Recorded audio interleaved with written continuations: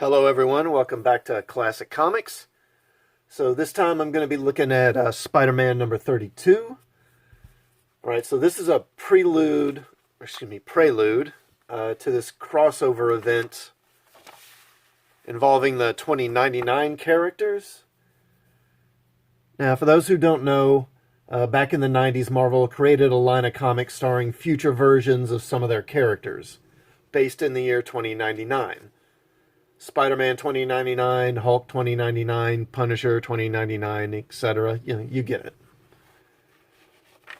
So, this is written by Nick Spencer, with art by Patrick Gleason. Now, I'm a fan of Patrick Gleason's work. I first ran across him back in the 90s, late 90s. He was doing a run on Aquaman when they were doing the Sub Diego storyline. He's a good artist. His stuff was rough back then, but his figures, they were really powerful and dynamic. His compositions were good. Not a lot of detail, but solid. And he's really gotten better over the years. His technique is much more refined now. He's got more detail in his work now. So we start off with a explosion and a fire on an oil platform. And then, for some reason, Spider-Man 2099 is there.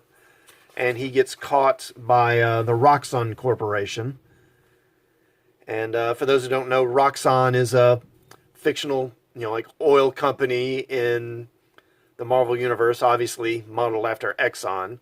And they're generally shown as being a fairly sinister organization. And they've captured Spider-Man 2099 somehow. I gotta say, I love this panel right here. This just looks gorgeous. Love the coloring. Of course, what he's doing there, you don't know. But anyway, we then get to Peter. Now, Peter is back in college now. I didn't see the previous issue, so I'm honestly not certain why. But one thing that does puzzle me about this issue is how young Gleason draws Peter. Look at him here. He looks like he doesn't... Spider-Man's supposed to be, what, his mid to late 20s? I would think at least, maybe even up to 30. I'm not sure, but he looks like almost a teenager here. Look at that. Look at him. Look at Peter Parker there. He looks like a kid. And there, too. And he's doing some kind of research project with some other students, and they give him a lot of attitude for no particular reason. Oh, and another thing, I almost forgot. Yeah, so back at the beginning here, so we get kind of this opening bit with Spider-Man 2099. Then we go to the credits, and they take a whole page. Look at this, an entire page just to basically tell you the name of the book, Spider-Man's origin, which you already know, the title of the story, and then they give you this. The Spider-Man of the year 2099, Miguel O'Hara, fell from the sky, landing on an offshore oil platform. Peter Parker has no idea. Yeah, I know that. I'm reading the book. Whatever. So, yeah, he's working on a research project with these other students, and then we get one of these pages. And you see this a lot in comics now. A page where basically they just take one panel and then they copy it and then give it to you over and over again. Usually to depict some kind of a conversation, as they are here. Just a couple of minor differences between each panel. It's the funny thing I've noticed is that the easier it is for someone to draw a comic, the easier technology makes it, the less effort that the people who make comics actually put into it. So then he's called away by his sister, Teresa. And yes, Peter Parker has a long-lost sister now, apparently. And they go to a meeting between the Foreigner and the Chameleon.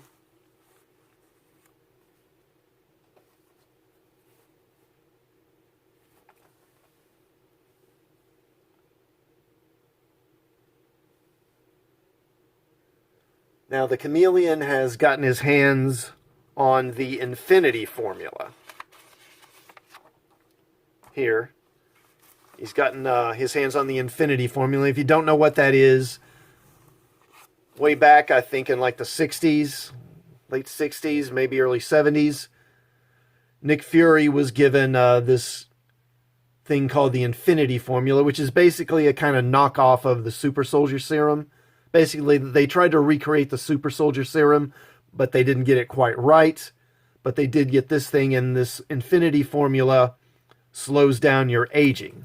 And that's how they explained Nick Fury, who, served in World War II, was still in, 1960s, 1970s, still running around lean and fit and in fairly good shape and not looking all that much older.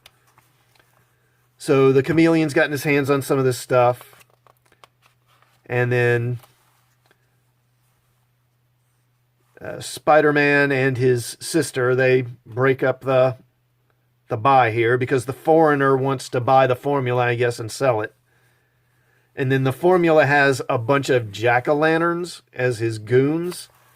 So I guess there's a bunch of knockoff jack-o'-lanterns running around. And the action it's okay. I've seen Patrick Gleason do much better than this. But, it's not terrible. And then, wait a minute. For real? Wow. Okay. So I've read through this book twice before this video, and already a page is coming out. That's nice. Oh, and another thing. So you kind of see that there, where it's kind of light, where the inks come off. And you can just rub here. And, see that? Yeah. They don't care. They don't care. They really don't. So, we get a quick fight between Spider-Man and the Punisher here. Again, I've seen Patrick Gleason do better action sequences than this. But then we find out that the Foreigner is working for Silver Sable. And I gotta admit, I didn't see this coming. This was a surprise. And, Gleason draws Silver Sable pretty well here. Then we cut back to Spider-Man 2099. And he breaks free from Roxxon and escapes. And I better not show the rest. I don't want to get in trouble. But yeah, he escapes, but then he tries to jump to another building, but then his powers don't work, so he falls. He lands on a car. And then they just kind of set you up for, again, for this 2099 crossover. We just came out of Absolute Carnage. And now it's just right into another crossover event. And if you see the checklist here, they're doing what? Fantastic Four 2099, Conan 2099, Punisher 2099, Ghost Rider 2099, Venom 2099, Doom 2099, and then Spider-Man 2099. I mean, a crossover event, that's so weird. Marvel, they hardly ever do those. Right? Okay. So, I don't know. I'm not excited. I wasn't really excited by this. They really should have given us more, of this, of what's going on with him, what's going on in the future. Why is he here now? That might have gotten me a little more interested.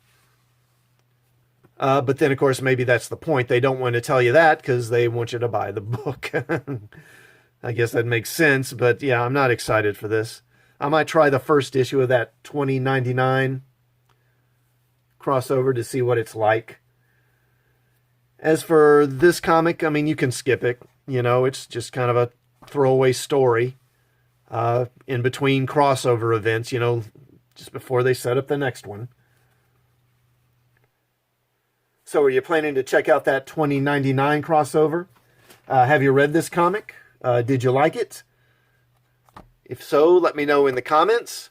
Also, did you like my review? If you did, please hit the like button. Please subscribe to my channel. Please hit the bell for notifications for more videos. And also, did you like Patrick Gleason being on Spider-Man now? He is a good artist, but I wonder if he's really...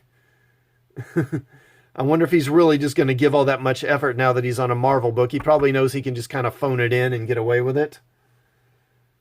And he'll still get paid, so we'll see. But that's it for now. And as I said, hit the bell for notifications for future videos. And I will see you all next time. Thanks for watching.